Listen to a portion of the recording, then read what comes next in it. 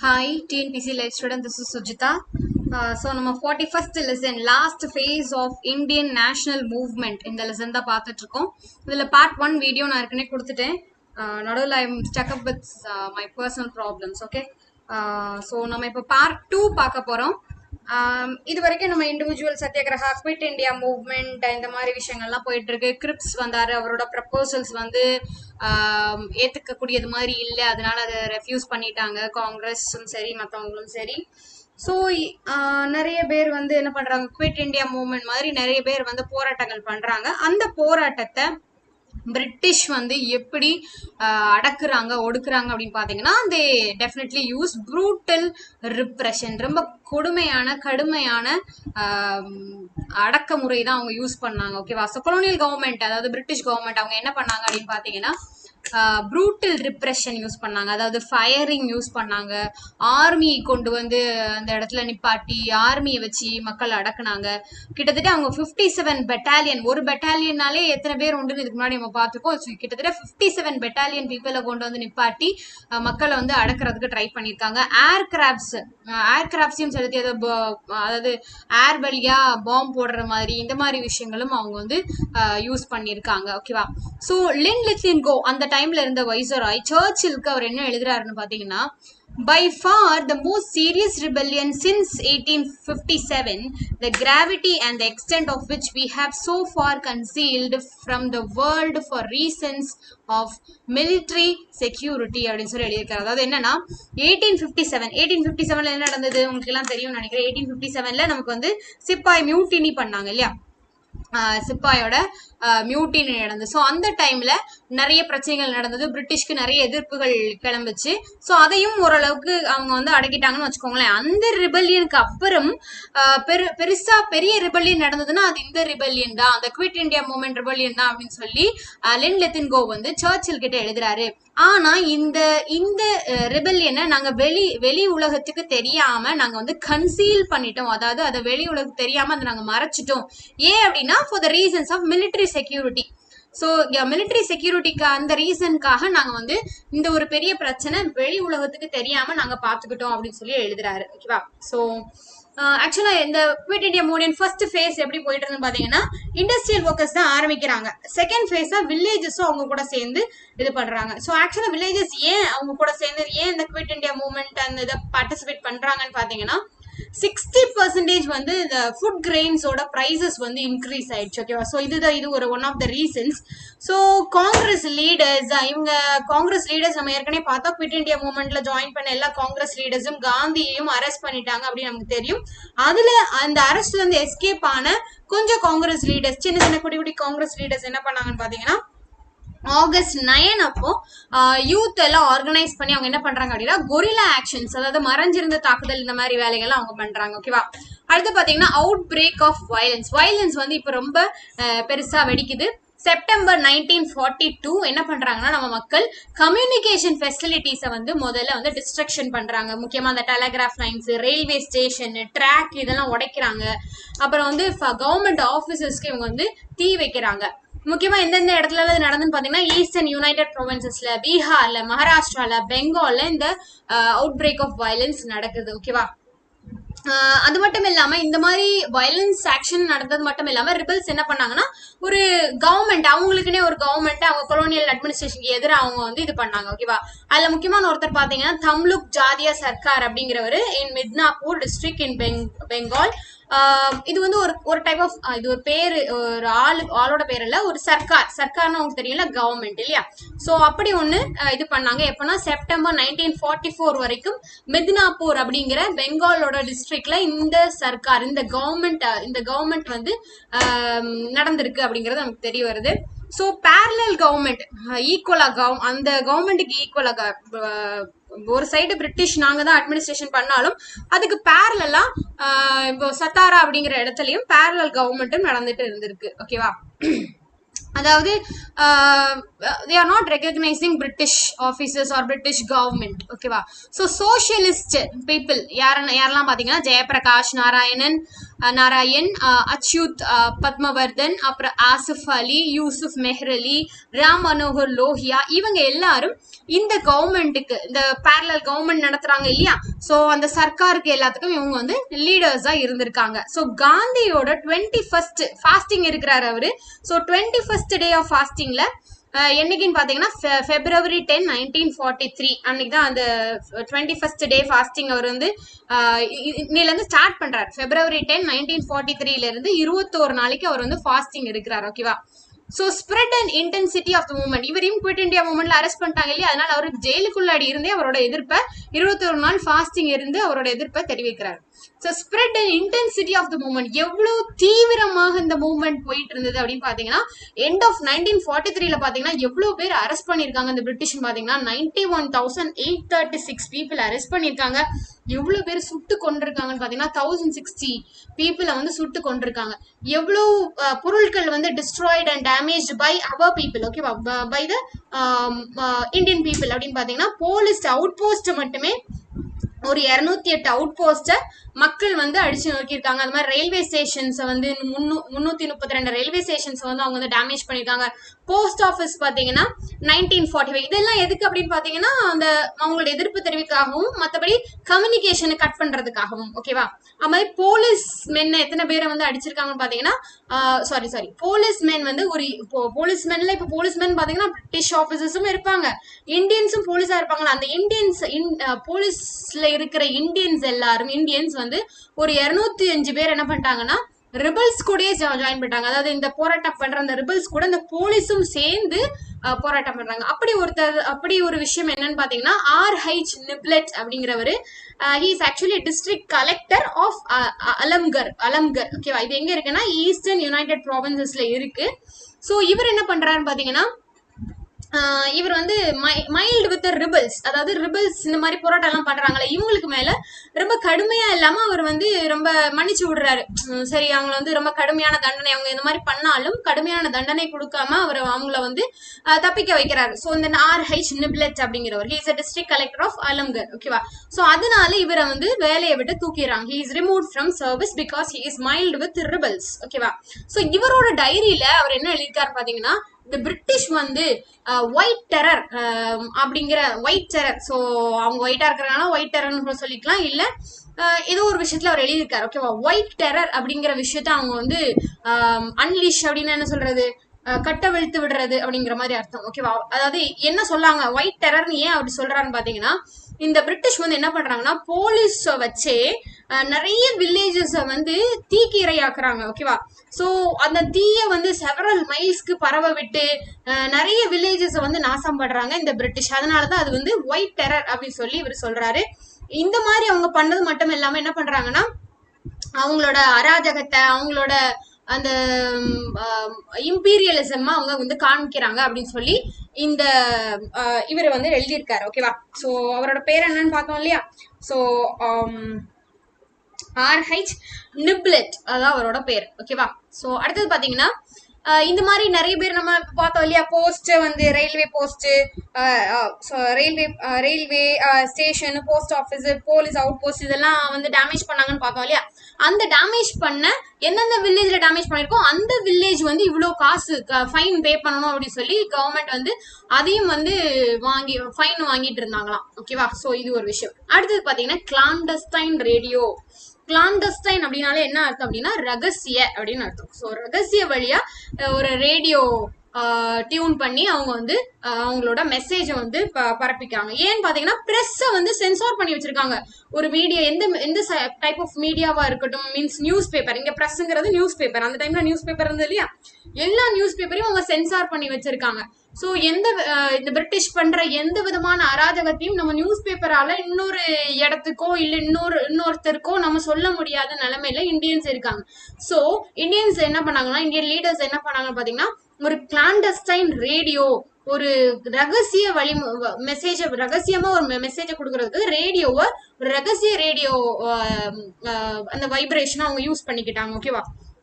So அது எங்க ஆரம்பிச்சாங்கன்னு பாத்தீங்கன்னா அந்த ப்ராட்காஸ்ட் சிஸ்டம் பாம்பேல ஆரம்பிச்சாங்க. உஷா மெஹ்தா அப்படிங்கிறவங்க தான் இந்த இதை கொண்டு வந்தாங்க. ஓகேவா. ஸோ இந்த கிளாண்டஸ்டைன் ரேடியோ அப்படிங்கறத அவங்க தான் யூஸ் பண்ணாங்க. இதுக்கு முன்னாடி நம்ம பார்த்தோம்.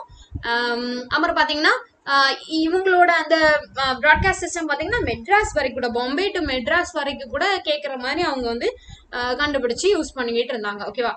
அது மாதிரி இப்போ காந்தி வந்து ரிலீஸ் பண்ணப்படுறாங்க. May 6, 1944 ரிலீஸ் ஆகுறாங்க. அவரோட ஹெல்த் கண்டிஷன்ஸ் கொஞ்சம் மோசமா இருக்கிறதுனால அவர் ரிலீஸ் பண்ணிடுறாங்க. ஓகேவா.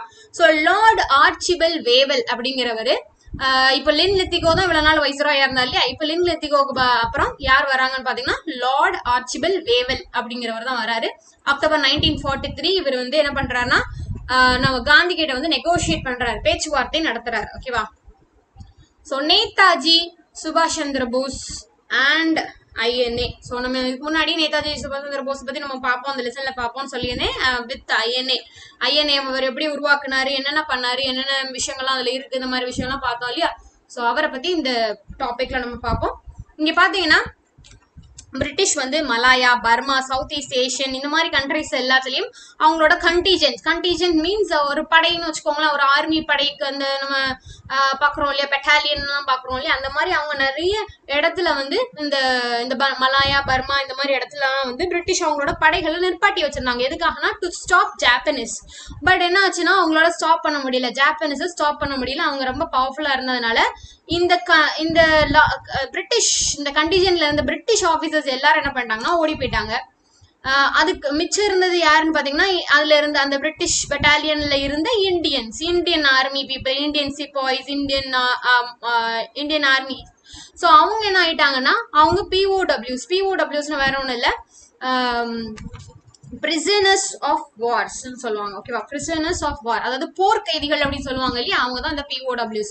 ஸோ இந்த விட்டுட்டு போனவங்க, அதாவது அந்த இடத்துல யார் அவங்க வந்து சண்டை போட முடியாம ஓடி போயிட்டாங்க. ஸோ மிச்சம் இருந்தவங்க எல்லாரும் என்ன ஆவாங்க அப்படின்னு பாத்தீங்கன்னா போர் கைதிகளா மாறுவாங்க. ஸோ இந்த போர் கைதிகள்லாம் யாருக்கு கீழே வராங்கன்னு பாத்தீங்கன்னா மோகன் சிங் அப்படிங்கிறவர். He is officer of British Indian Army in Malaya.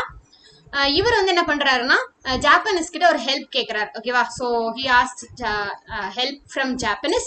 So POWs of Japanese left under மோகன் சிங்கோட கமாண்ட். ஸோ அந்த இடத்துல ஜாப்பனீஸ் ஆக்குபை பண்ண அந்த பர்மா, மலாயா அந்த இடத்துல உள்ள மக்கள் எல்லாத்தையும் இப்போ ஜாப்பனீஸோட POWs ஆயாச்சு. அதுக்காக ஜாப்பனீஸ் அந்த இடத்துல இருந்து இந்த POWs ஆட்சி புரியும் அப்படின்னு சொல்லி இருக்க முடியாது. ஏன்னா அவங்களுக்கு இன்னும் நிறைய இடத்த ஆக்குபை பண்ண வேண்டியது இருக்கு, கான்கேர் பண்ண வேண்டியது இருக்கு. அதனால என்ன பண்ணிட்டாங்கன்னா சரி இந்த ஆள்கிட்ட கொடுத்துட்டு போயிடுவோம்னு சொல்லிட்டு மோகன் சிங் அப்படிங்கிற அந்த கமாண்டர் கிட்ட, ஒரு British Indian commander, army commander கிட்ட அவங்க விட்டுட்டு போயிட்டாங்க. ஓகேவா. ஸோ இந்த டைம்ல பாத்தீங்கன்னா சிங்கப்பூர் வந்து ஃபால் ஆயிடுச்சு, அதாவது சிங்கப்பூர் வந்து தோத்து போயிடுச்சு. அதனால பாத்தீங்கன்னா 45,000 POWs அந்த இடத்துல இருந்து கிடைக்கிறாங்க ஜப்பானீஸ்க்கு. அந்த 45,000 POWஸையும் மோகன் சிங் கிட்ட தான் விட்டுட்டு போறாங்க. ஓகேவா. மோகன் சிங் கிட்ட தான் விட்டுட்டு போறாங்க. ஸோ அந்த 45,000ல இருந்து ஒரு 40,000 பீப்புள் எடுத்து மோகன் சிங் என்ன பண்றாருன்னா INAக்காக அவரு ட்ரெயின் பண்றாரு. ஓகேவா. ஸோ இந்தியன்ஸ் இந்த ரீஜன்ல சிங்கப்பூர் ரீஜன்ல இருந்த, மலாயா ரீஜன்ல இருந்த இந்தியன்ஸ் எல்லாரும், அங்கேயும் நம்ம இந்தியன் பீப்புள் இருக்காங்க இல்லையா, அவங்க எல்லாரையும் இந்த மோகன் சிங்கை தான் ஒரு சேவியர் மாதிரி அவரை வந்து கருதுனாங்க. ஓகேவா. ஸோ July 2, 1943 என்ன ஆகுதுன்னு பாத்தீங்கன்னா சுபாஷ் சந்திர போஸ் சிங்கப்பூருக்கு போறாரு. அங்க இருந்து டோக்கியோக்கு போய் பிரைம் மினிஸ்டர் டோஜோ அப்படிங்கிறவரை பாக்குறாரு. அவர் தான் ஜாப்பனீஸோட லீடர் அந்த டைம்ல. அவர்கிட்ட போய் என்ன சொல்றாரு அப்படின்னா, அதாவது ஹெல்ப் கேட்கறாங்க. சுபாஷ் சந்திர போஸ் இந்தியாவை வந்து பிரிட்டிஷ் கிட்ட வந்து காப்பாத்திட்டாங்க, நீங்க காப்பாத்தணும் அப்படின்னா நீங்க இந்தியாவை வந்து கேப்சர் பண்ணாதான் அந்த பிரிட்டிஷ் எங்களை விட்டு போவாங்க அப்படிங்கிற மாதிரி சொல்றாரு. ஆனா ஜாப்பனீஸ் என்ன சொல்றாங்கன்னா எங்க இந்தியாவை ஆக்கிரமிக்கணும் அப்படிங்கிற எங்களுக்கு எந்த ஐடியாவுமே இல்லப்பா அப்படி சொல்லிடுறாங்க. உடனே இவர் என்ன பண்ணிடுறாரு, சுபாஷ் சந்திர போஸ் திரும்பியும் சிங்கப்பூருக்கே திரும்பி போயிடுறாரு. அங்க போய் ஒரு ப்ரொவிஷனல் கவர்மெண்ட் ஒரு டெம்பரரியான ஒரு கவர்மெண்ட்டை வந்து அவர் உருவாக்குறாரு. ப்ரொவிஷனல் கவர்மெண்ட் ஆஃப் ஃப்ரீ இந்தியாவை உருவாக்குறாரு ஆன் October 21, 1943. டேட் நான் ஞாபகம் வச்சுக்கோங்க. ஓகேவா. ஸோ இந்த ப்ரொவின்சியல் கவர்மெண்ட் பாத்தீங்கன்னா தே டிக்ளேர்டு, ஓகேவா, ஹைச் இல்லை எல். ஸோ தே டிக்ளேர்டு கிடையாது. Okay. They declared war against Britain and other allied nations. ஓகேவா. ஸோ இந்த கவர்மெண்ட்டை போய் உருவாக்கிட்டு ஸோ இவர் என்ன நினைச்சாருன்னா ஜாப்பனீஸ் கிட்ட ஹெல்ப் கேட்டா ஜாப்பனீஸ் வந்து நமக்கு ஹெல்ப் பண்ணுவாங்க, அது வழியா நம்ம வந்து பிரிட்டிஷை நம்ம வந்து துரத்திடலாம், இந்தியாவை நமக்கு இண்டிபெண்டன்ஸ் வாங்கி கொடுத்துடலாம்னு சொல்லி சுபாஷ் சந்திர போஸ் நினைச்சாரு. ஆனா அங்க ஜாப்பனீஸ் லீடரான டோஜோ ஒன்று என்ன சொல்லிட்டாருன்னா, எனக்கு வந்து இந்தியாவை ஆக்கிரமிக்கிற எண்ணமே இல்லப்பா அப்படின்னு சொல்லி திருப்பி அனுப்பிவிட்டதுனால தானே ஒரு சிங்கப்பூர்ல இப்ப இந்த 45,040 பீப்புள்லாம் இருக்காங்க பாத்தீங்களா அந்த மோகன் சிங் கிட்ட, அவங்க எல்லாரும் சேர்ந்து இந்த ஐஎன்ஏ வச்சு இவர் என்ன பண்றாருன்னா ஒரு ப்ரொவின்சியல் கவர்மெண்ட்டை உருவாக்கி அந்த கவர்மெண்ட் வந்து நாங்க வந்து அதாவது இப்போ அவங்க ஒரு கவர்மெண்ட்னா ஒரு கண்ட்ரி மாதிரி, ஸோ அந்த கண்ட்ரி வந்து இன்னொரு கண்ட்ரி மேல வார் வந்து தொடுக்கலாம் இல்லையா. ஸோ அவர் வந்து சொல்றாரு நான் பிரிட்டனுக்கு மேலேயும் அந்த அவங்க கூட இருந்த அந்த ஏலியட் நேஷன், ஏற்கனவே சொல்லியிருக்கேன் ஏலியட்னா யாரு ஆக்சிஸ்னா யாருன்னு, ஸோ அந்த ஏலியட் நேஷனுக்கு நான் வந்து போர் தொடுக்கிறேன் அப்படின்னு சொல்லி அவர் டிக்ளேர் பண்ணிடுறாரு. ஸோ இந்த ப்ரொவின்சியல் கவர்மெண்ட்டை வந்து பாத்தீங்கன்னா ஆக்சிஸ்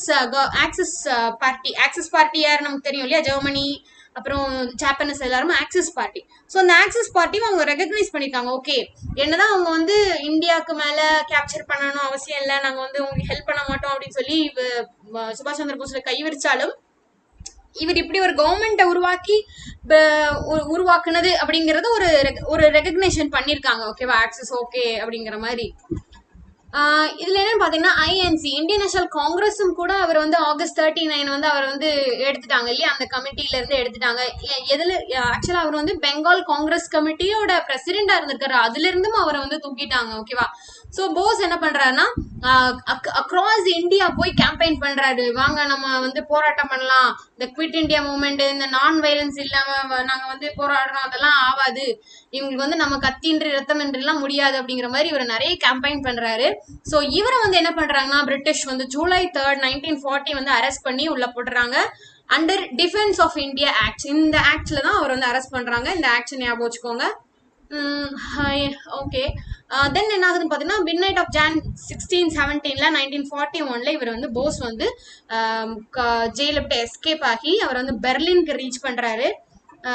எண்ட் ஆஃப் மார்ச் பார்த்தீங்கன்னா அவர் காபுல் வழியா சோவியத் யூனியன் இட்டாலியன் பாஸ்போர்ட்ல அவர் போறாரு. ஓகேவா, சோவியத் யூனியன் போயிட்டார். சோவியத் யூனியன் தெரியும் இல்லையா. ஸோ அங்க பாத்தீங்கன்னா அவர் வந்து யாரை மீட் பண்றாங்க பாத்தீங்கன்னா ஹிட்லர் அண்ட் கோபல்ஸ் அவங்கள வந்து மீட் பண்றாங்க. ஸோ அங்க வந்து ஹிட்லர் கிட்டையும் அவர் கோபல்ஸ் கிட்டையும் வந்து ஹெல்ப் கேட்கிறாரு. ஆக்சுவலா ஓகே இன்னைக்கு வந்து ஜாப்பனீஸ் ஏற்கனவே கேட்டாரு, அங்க ஒரு ஹெல்ப் கிடைக்கல. ஸோ ஹிட்லர் கிட்டையாவது நமக்கு வந்து ஹெல்ப் கேட்கன்னு பாக்காரு, அங்க கிடைக்கல. ஆனா அவங்க என்ன பண்றாங்கன்னா நான் வேணா உங்களுக்கு ஒரு ரேடியோ செட் பண்ணி தரேன், இந்த கிளாண்டஸ்டைன் ரேடியோ பார்த்தாலே அதே மாதிரி ஆசாத் ஹிந்த் ரேடியோ அப்படிங்கிற ஒரு விஷயத்த நாங்க செட் பண்ணி வேணா தரோம், இந்த ஒரு ஹெல்ப் தான் என்னால பண்ண முடியும் சொல்லி ஹிட்லரும் சொல்லிடுறாரு.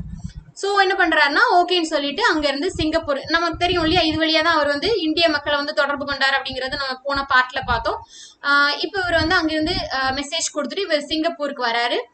July 1943 அவர் இங்க வராரு. ஸோ சுபாஷ் Chandra Bose and INA Indian National Army. Bose வந்து என்ன பண்றாருன்னா he enlisted civilians into INA. Civilians சாதாரண மக்களை கூட அவர் வந்து INA எடுக்கிறாரு.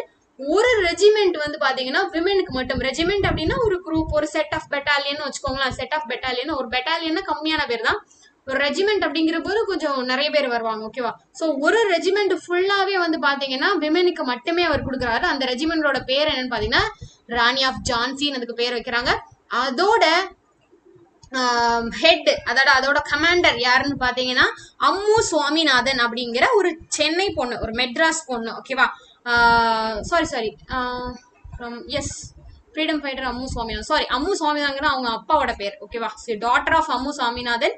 அவங்க பேர் வந்து doctor Lakshmi. She is a doctor, medical doctor. ஓகேவா, she is a medical doctor, daughter of freedom fighter Ammu Swaminathan. So ஏற்கனவே அம்மு சுவாமிநாதன் அப்படிங்கிற ஒரு மெட்ராஸ்ல உள்ள ஒரு ஃப்ரீடம் ஃபைட்டர் தான். அவரோட பொண்ணான மெடிக்கல் டாக்டரான டாக்டர் லக்ஷ்மி தான் இந்த ராணி ஆஃப் ஜான்சி அப்படிங்கிற ரெஜிமெண்டோட கமாண்டரா இருக்கிறாங்க. ஓகேவா, ஸோ July 6, 1944 பாத்தீங்கன்னா சுபாஷ் சந்திர போஸ் ஒரு அட்ரஸ் பண்றாரு காந்திய, அந்த ஆசாத் ஹிந்த் ரேடியோ வழியா எங்க இருந்து ரங்கூன்ல இருந்து அவர் வந்து கான்டாக்ட் பண்றாரு. ஓகேவா, ஸோ அவர் என்ன கூப்பிடுறாருன்னா காந்திய ஃபாதர் ஆஃப் த நேஷன் சொல்லி அவர் கூப்பிட்டு காந்தி கிட்ட இருந்து அவரோட பிளெஸிங்ஸை கேட்கிறாரு.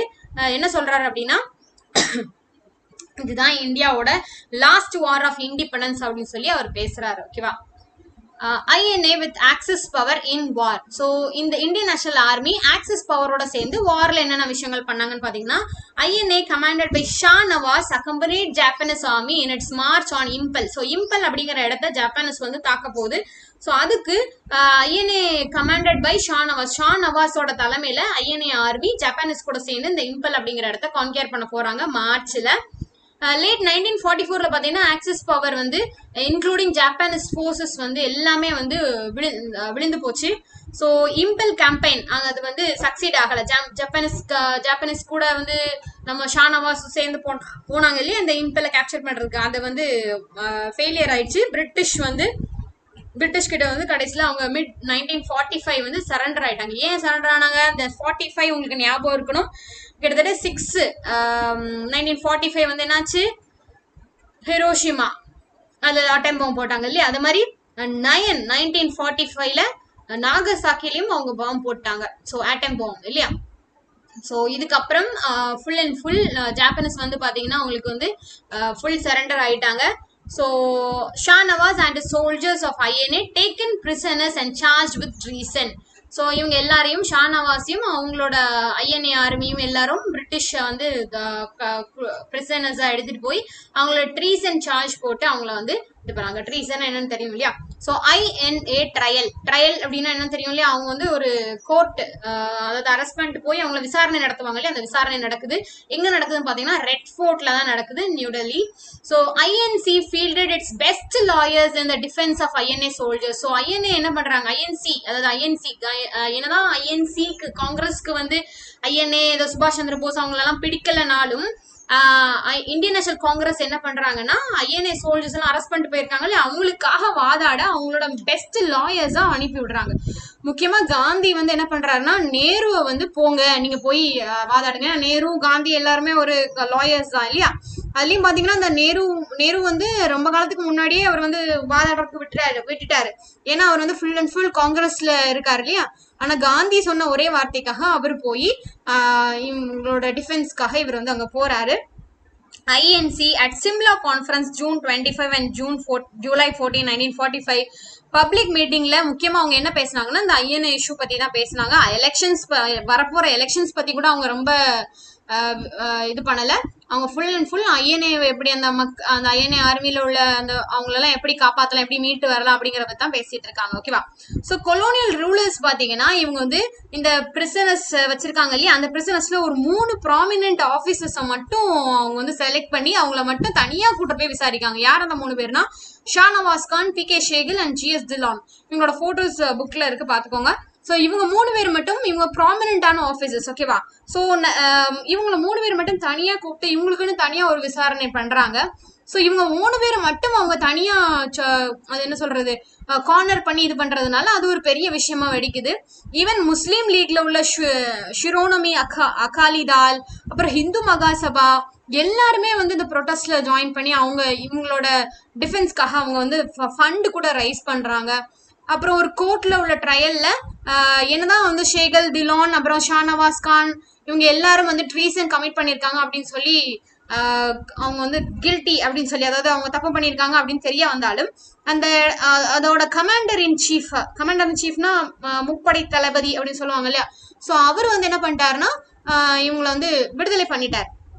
என்னதான் இவங்க எல்லாம் பண்ணது தப்புன்னு தெரிஞ்சாலும் இவங்களெல்லாம் விடுதலை பண்ணிட்டாரு. என்னைக்கு பண்ணாருன்னா Jan 6, 1946ல.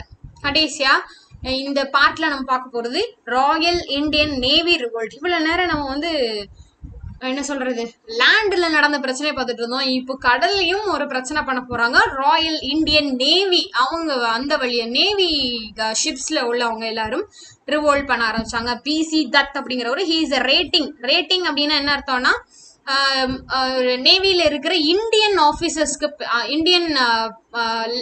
இந்தியன் ஒர்க்கர்ஸ்க்கு வந்து என்ன பெயர் கொடுப்பாங்கன்னா ரேட்டிங் அப்படின்னு தான் சொல்லுவாங்க. ஓகேவா.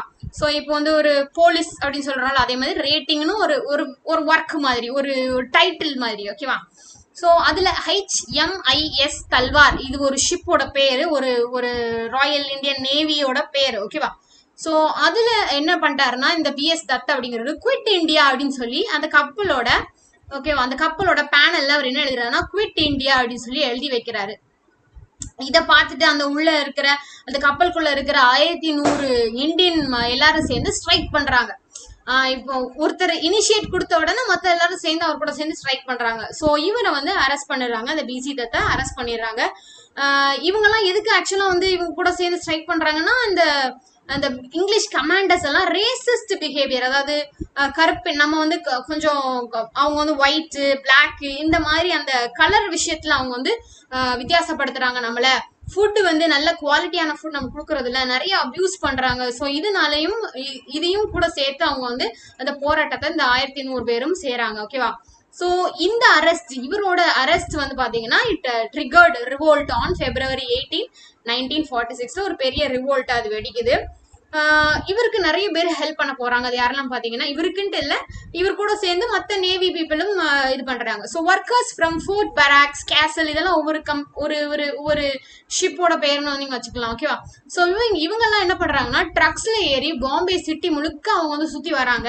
என்ன பண்றாங்கன்னா அவங்க கையில காங்கிரஸ் பிளாக வச்சுக்கிட்டு அதை வந்து வேவ் பண்ணிக்கிட்டு, அதாவது அதை வந்து பறக்க விட்டுக்கிட்டு என்ன பண்றாங்கன்னா பிரிட்டிஷ்க்கு எதிரான ஆன்டி பிரிட்டிஷ் ஸ்லோகன்ஸ் கத்திக்கிட்டே அவங்க வந்து இந்த பாம்பே சிட்டி முழுக்க அவங்க வந்து வளம் வராங்க. அவங்க கூட சேர்ந்து டெக்ஸ்டைல் மில் அதுல இருக்கிற ஒர்க்கர்ஸும் இந்த ஸ்ட்ரகிள்ல ஜாயின் பண்றாங்க. இனிமே யாரெல்லாம் பாத்தீங்கன்னா trade unions in Bombay and Calcutta. So trade union பாம்பேலையும் கல்கட்டாலையும் உள்ள ட்ரேட் யூனியன் அவங்களும் வந்து ஸ்ட்ரைக்ல இது பண்றாங்க.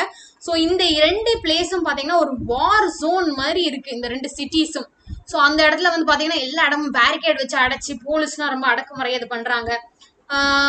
இவங்க கூட இல்லாம இன்னும் யாரெல்லாம் பாத்தீங்கன்னா ஷாப் கீப்பர்ஸ் எல்லாம் அவங்களோட கடையை அடைச்சு கடையடைப்பு போராட்டம் ஹார்டல்ஸ் நடத்துறாங்க. ட்ரெயின்ஸ் எல்லாம் என்ன பண்றாங்கன்னா பீப்புள் வந்து ட்ராக்ல உட்காந்துக்கிறாங்க, அப்ப ட்ரெயின் எப்படி ஓடும் இல்லையா? ஸோ அந்த மாதிரி அவங்க வந்து ட்ரெயினை நிப்பாட்டுறாங்க ஓட விடாம. அப்புறம் வந்து இந்த நியூஸ் ஆஃப் பாம்பேல இந்த விஷயம்லாம் நடந்துட்டு இருக்கிறத பார்த்து கராச்சி HMIS ஹிந்துஸ்தான் அப்படிங்கிற அந்த ஷிப்போட பேர். ஓகேவா? அண்ட் அதர் நேவல் என்ன பண்றாங்கன்னா ஸ்ட்ரைக் பண்றாங்க February 19. கிட்டத்தட்ட பாத்தீங்கன்னா 20,000 ரேட்டிங்ஸ்னா யாரும் தெரியும் இல்லையா? அந்த பிரிட்டிஷோட அந்த நேவல் ஷிப்ல வேலை பார்க்குற இந்தியன்ஸை வந்து ரேட்டிங்ஸ் போடுவாங்க. ஸோ கிட்டத்தட்ட 20,000 20,000 பேர் 78 ஷிப்ல உள்ள 20,000 பேர் 20 ஷோர் எஸ்டாப்ளிஷ்மெண்ட், அதாவது கரையில 20 கரையிலையும் உள்ள இடத்துலயும் இந்த February 18, 1946க்கு அப்புறம் நிறைய பேர் வந்து போராட்டம் பண்ணாங்க அப்படி சொல்றாங்க. ஸ்ட்ரைக்ஸ் எக்ஸ்பிரஸிங் என்னன்னா அவங்க எக்ஸ்பிரஸ் பண்றாங்க ஸ்ட்ரைக் வழியான்னு பாத்தீங்கன்னா to support to ratings in Royal Indian Air Force stationed in Bombay, Poona, Calcutta, Jessore and Ambala unit. So Bombay, Poona, Calcutta, Jessore and Ambala இந்த இடத்துல எல்லாம் வந்து பாத்தீங்கன்னா ராயல் இந்தியன் ஏர்ஃபோர்ஸ் வந்து நிப்பாட்டி அவங்க வந்து அங்க வந்து போராட்டம் பண்றாங்க. அந்த இடத்துல உள்ள அந்த ரேட்டிங்ஸ் அந்த ரேட்டிங்ஸ்லாம் தெரியுங்களா, அந்த ஆபீசர்ஸ்க்கு எல்லாத்துக்கும் ஹெல்ப் பண்ணும் விதமா இவங்க வந்து சப்போர்ட் பண்ணும் விதமா இந்த ஊருக்குள்ளாடியும் இந்த டெக்ஸ்டைல் ஓனர்ஸ், ட்ரேட் யூனியன்ஸ், இந்த ஷாப் கீப்பர்ஸ் எல்லாரும் வந்து சப்போர்ட் பண்றாங்க. ஓகேவா? So sepoys in army cantonment station at Jabalpur அவங்களும் வந்து ஸ்ட்ரைக் பண்றாங்க.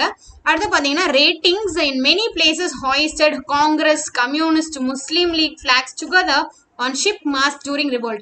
ஸோ அவங்க இந்த நிறைய ரேட்டிங்ஸ் என்ன பண்றாங்கன்னு பாத்தீங்கன்னா இந்த ரிவோல்ட் டைம்ல Muslim League flag, communist flag, Congress flag, இந்த 3 ஃபிளாகையும் ஒரே இடத்துல அவங்க அந்த ஷிப்ல மேஸ்ட் இருக்கும் இல்லையா? ஸோ அந்த இடத்துல அவங்க வந்து பறக்க விடுறாங்க. ஓகே, அவங்களோட எதிர்ப்பு அந்த மாதிரி தெரிவிக்கிறாங்க. அதுக்கப்புறம் பாத்தீங்கன்னா இவங்கள்ட்ட வந்து ஆனா என்ன பிரச்சனைன்னு பாத்தீங்கன்னா இவங்களுக்கு ஹெல்ப் பண்றதுக்கு லீட் பண்றதுக்கு எந்த லீடரும் இல்ல. அவங்களா உருவானது. ஸோ அவரை அரெஸ்ட் பண்ணாங்க. ஸோ அந்த ஷிப்ல உள்ளவங்க பண்ண உடனே மற்ற ஷிப்ல எல்லாத்தையும் பண்ண உடனே அது பக்கத்துல இருக்கிற ட்ரேட் யூனியன்ஸ் அவங்க எல்லாரும் பண்ணாங்க.